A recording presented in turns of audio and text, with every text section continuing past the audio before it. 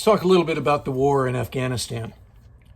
So I've had some first-hand experience in the country. I embedded with our forces in May of 2010. I was the editor of military.com that time. And so I'm managing editor, and I went over there to get a first-hand look at how the war was going. So we landed at Kabul, immediately pushed about 25 miles north via a contractor prop plane to Bagram. We get to Bagram, check in with the public affairs shop there, which was run by a reserve unit. And they sort of ask, hey, where do you want to go? What do you want to do? How close to the war do you want to get? And we indicated that we wanted to go as far as they would let us. So they're like, okay. And so the next day we were on that same contractor airlines, President's Airway, pushing to Paktika province, which borders Pakistan. And we knew we were getting closer to the war because the runway we landed on was gravel. So we check in there with, again, the PAOs kind of usher you around until you get all the way to the war where there are no PAOs. But we're at FOB Salerno, get an in-brief from some of the senior ranking officers there, and actually attended an award ceremony where some soldiers were awarded the Bronze Star for operations that had happened previously. And what we didn't realize at the time was we would accompany those guys in combat in the days to follow. This was Angel Company, part of Task Force Rakkasan, which is a unit in the 101st Airborne Division. So we jump on a couple of Blackhawks, literally jumped on them, didn't strap in, windows out, fly over a mountain range, land at FOB Sharana.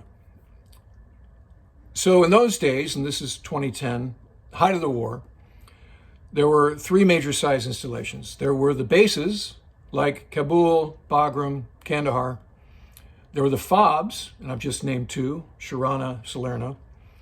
And then there were combat outposts. So we get to Sharana, and we have another brief. This is a more detailed brief from the brigade commander and the battalion commander, who was a West Point guy, who I still communicate with to this day, a great gent. And they explain what the operational situation is at about 30,000 foot level. And so what the colonel says is there's not just one enemy, there are seven. And he says basically, Al-Qaeda, obviously, but he said there are 6 forms of the Taliban, including the Haqqani network, which was basically a drug ring, an opium, underworld kind of thing. And so he said that complicates the tactical picture. So he said, keep that in mind. And then he explains that the following day that we were going to jump on some MRAPs, the armored vehicles, and drive to a combat outpost called Yahya Khel. And Yahya Khel is a trade route, so the Taliban very much want it. And we had an outpost there to make sure that the locals were secure and that the cell phone towers were erect and working and that they had irrigation.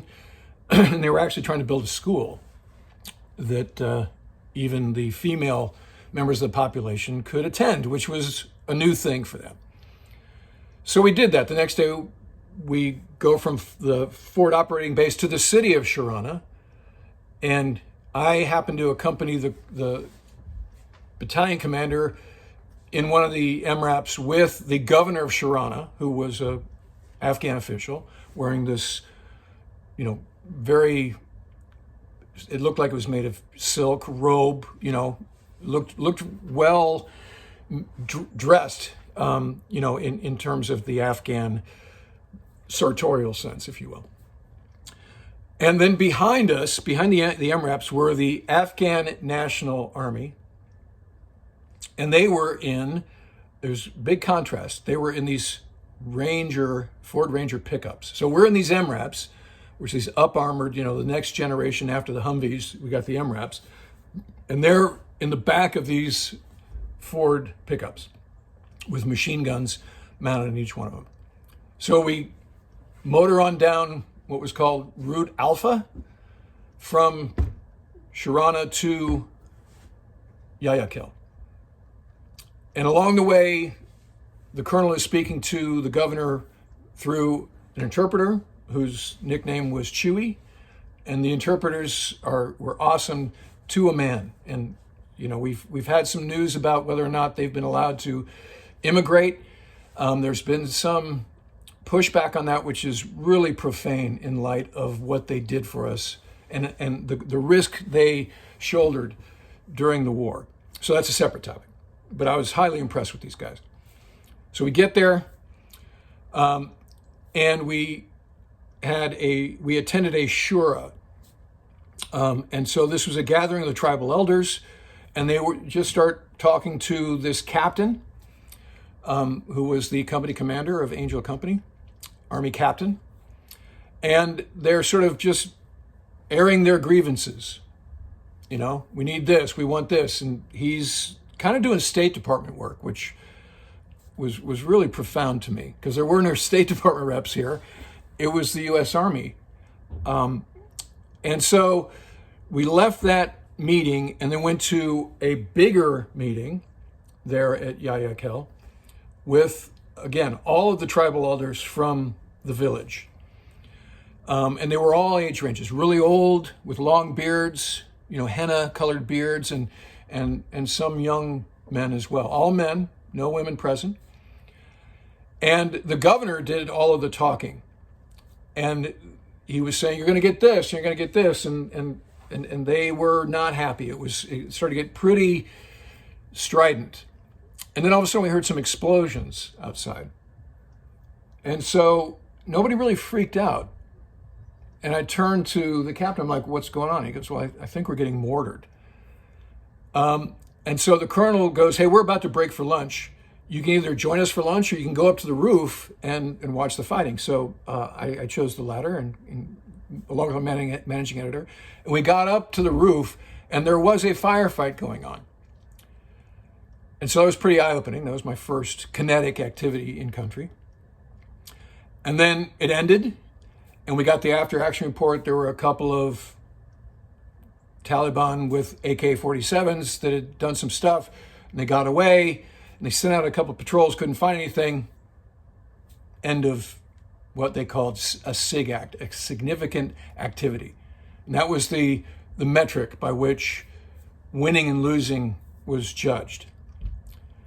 So we get back on the MRAPs, and this time we didn't go back to the FOB. They dropped us off at a different combat outpost where we'd spend a number of days, which was called Combat Outpost Yosefkel.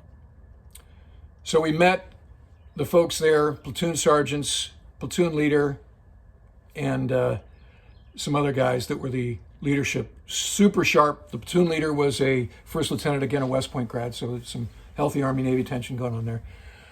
And that afternoon, we went out into the fields of Yosefkel to try to find where the polling stations had been during the last election. So this is 2010, May of 2010. We're coming up on another election cycle.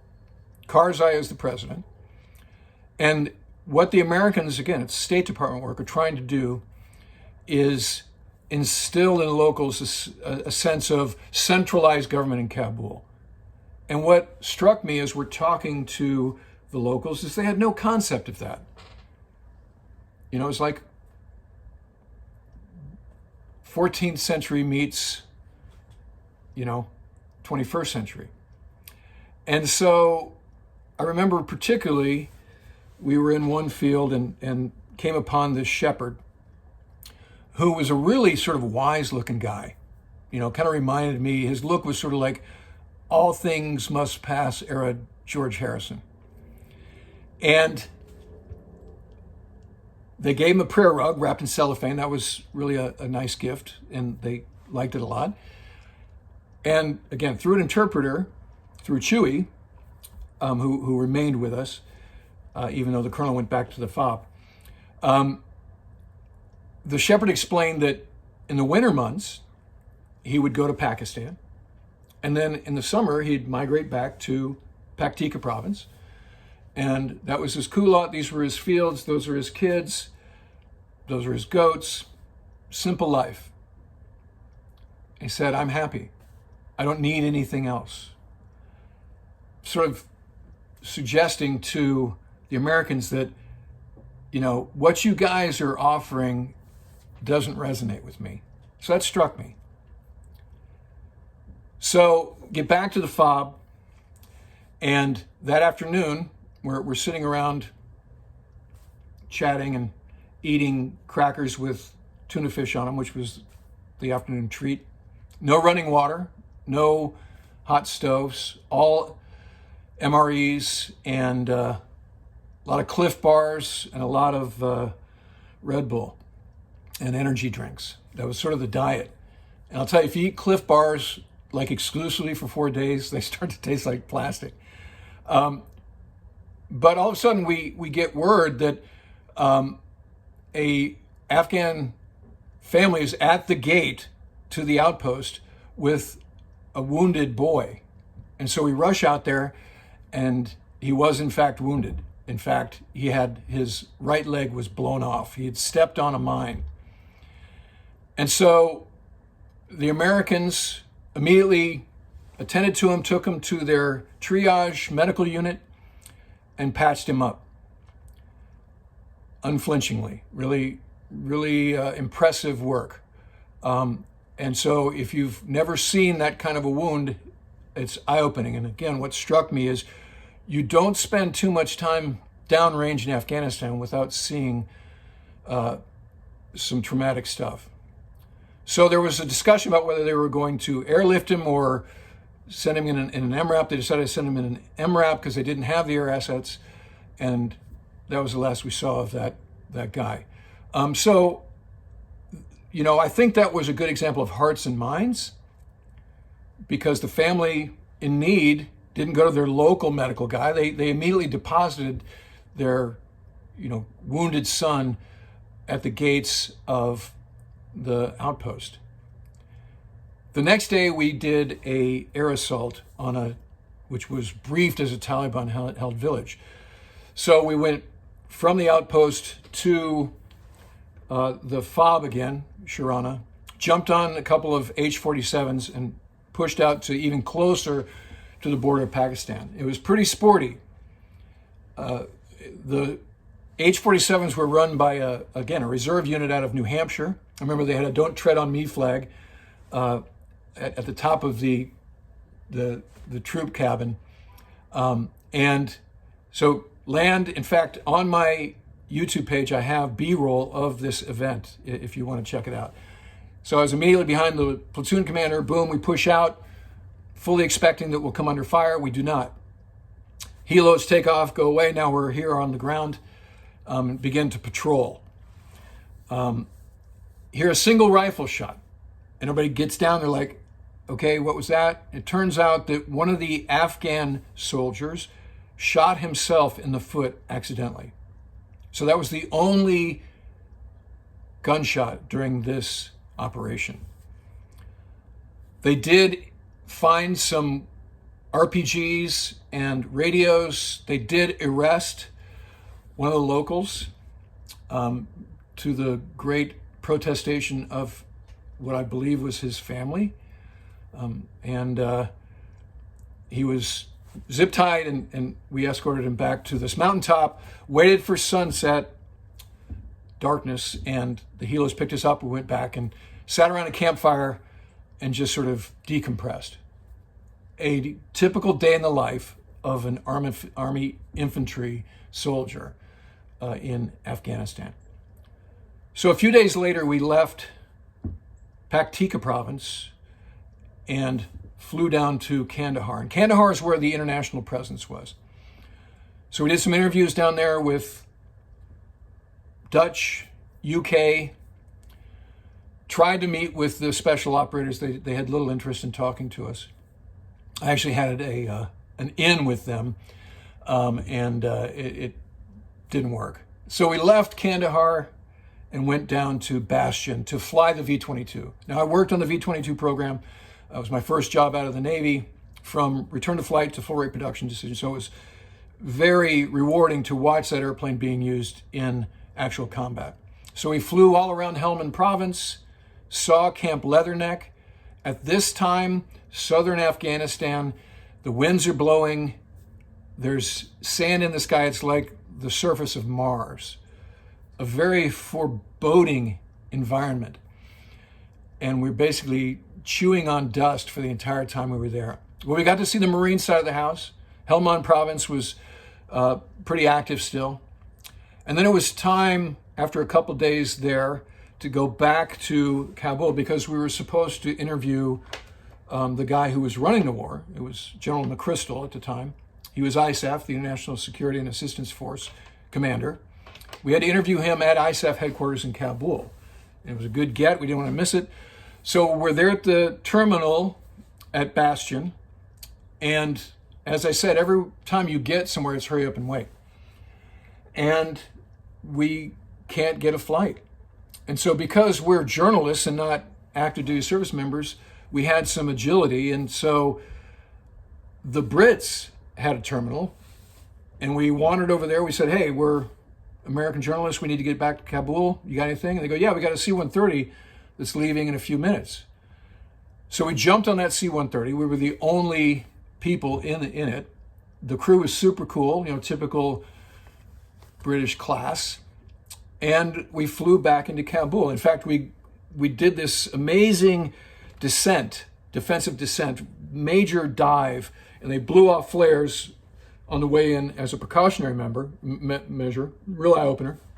Got there at 3 a.m. Woke up the PAO, hey, we need a hooch, and so we got it, boom. Next day, interviewed General McChrystal.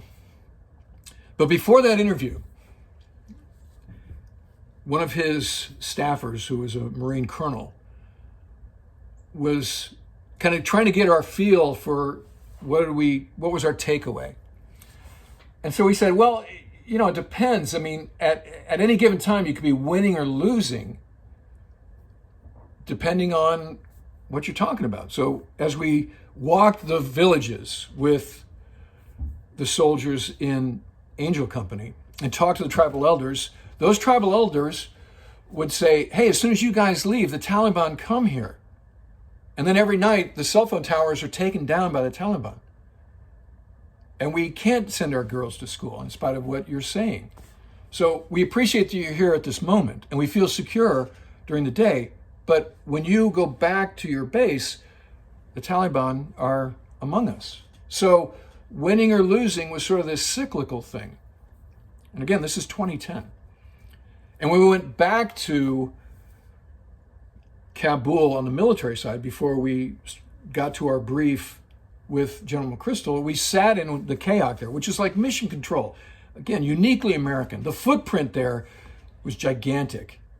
And this gigantic facility with these huge screens, and here's a 3-star general that's sitting in this big chair and kind of hundreds of people at different workstations. Again, mission control is the analogy. And they'd have a SIG act. So a single rifle shot in Paktika province or another, combat outpost, FOB Rushmore, whatever, would energize a grid that included an overwhelming amount of foot patrols. They get there in MRAPs, show up with what they believe to be overwhelming firepower, supported by attack helicopters, drones, fixed-wing assets, either F-15Es or F-18 from the carriers that were always doing on-call CAS, close air support, and then even satellite sensor, if the timing was right? So one insurgent with a rifle would energize this big American machine. That was an eye-opener.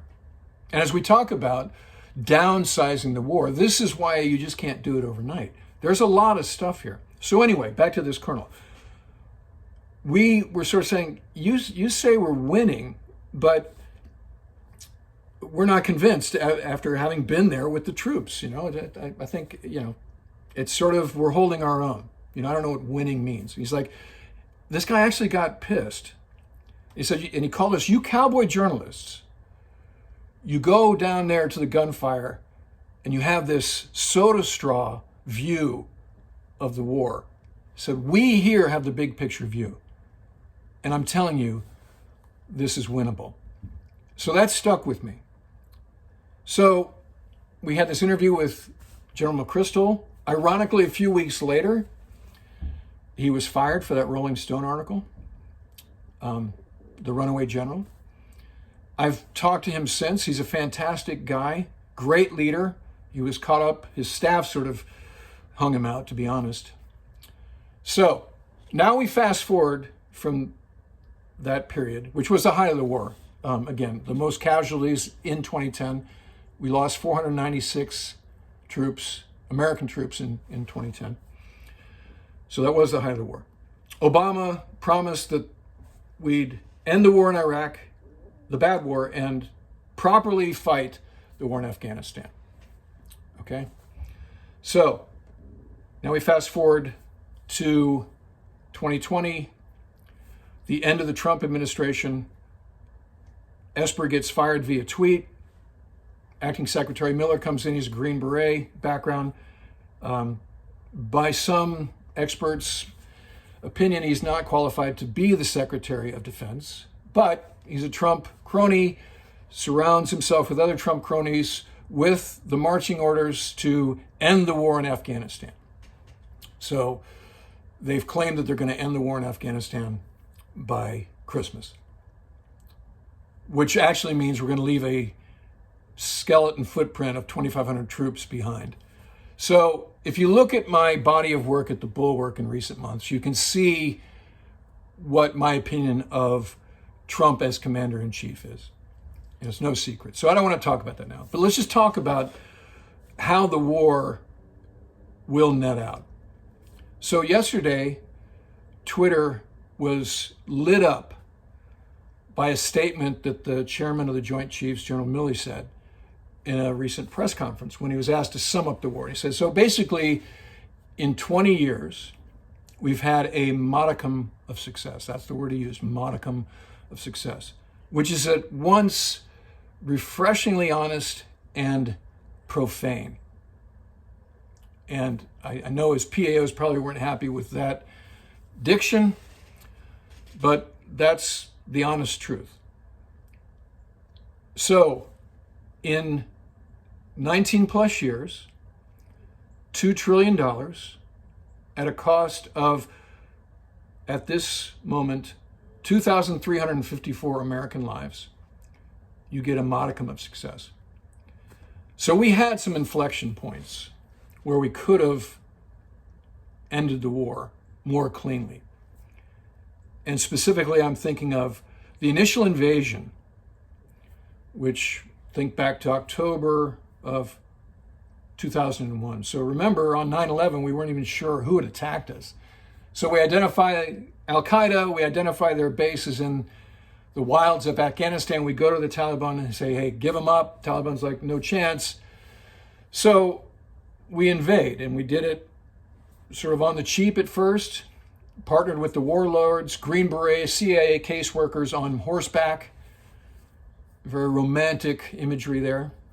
And we succeeded.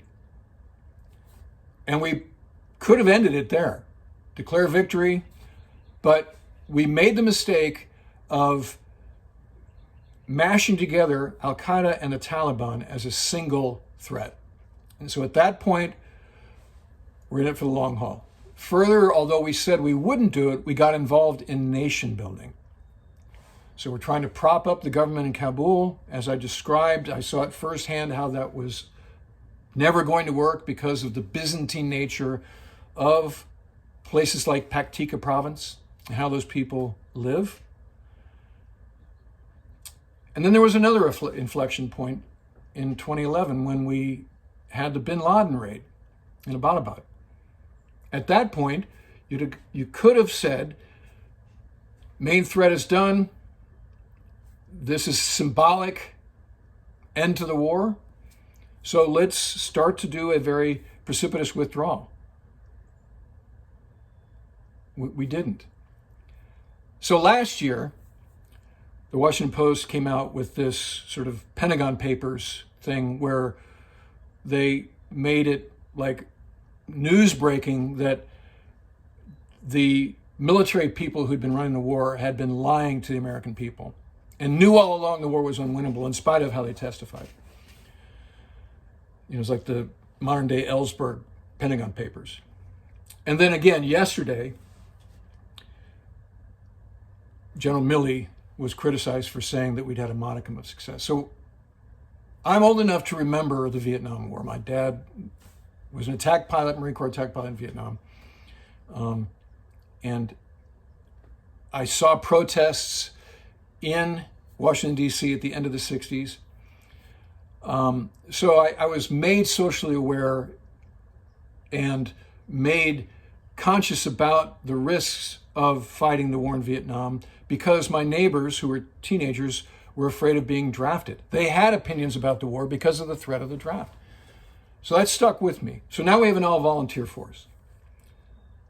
So if you ask the average person on the street to, and this is after 19 years of war, to point to Afghanistan on the map, I have my doubts whether they could. And so I think that's,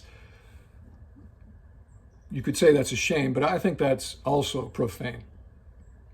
So you can criticize the military leadership for the conduct of the war. However, I think that that's misplaced. If you ask a 4-star how the war is going, a professional warfighter, they're going to be sanguine about that answer. They'll couch even a dire circumstance in more optimistic terms. So we shouldn't look to the generals and ask, why were we at war for 20 years? The Constitution is written so that there is civilian control of the military. We should first look to our lawmakers and ask, why did we fight this war for 20 years to achieve a modicum of success? And then beyond that, we should ask ourselves, what did we do about ending the war? Because we are a democracy, and the democracy is being challenged these days. So across the board, we have to ask ourselves, what are we doing to preserve the democracy? And that includes sending our troops to war. All right. That'll do it for this episode. If you like this, please click like, subscribe to my channel, and I look forward to talking to you again soon.